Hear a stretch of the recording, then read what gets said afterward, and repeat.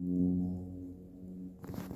a milling station out in the woods here, and it looks like a rabbit effigy. It's just sitting right there.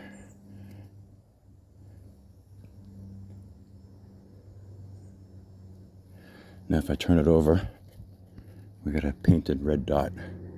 This is what I'm finding in all the tools here.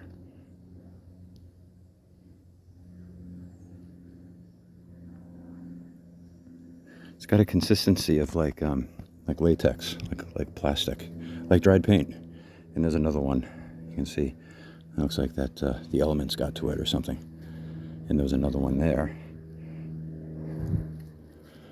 So what that represented, I don't know, but it's going right back